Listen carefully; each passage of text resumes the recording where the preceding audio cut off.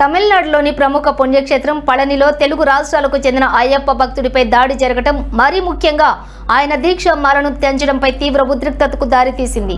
పళనిలో ఒక దుకాణంలో water bottle ధర ఎక్కువ ఉందనే విషయంపై తెలుగు అయ్యప్ప భక్తుడికి దుకాణదారుడికి మధ్య వాగ్వాదం చోటు చేసుకుంది.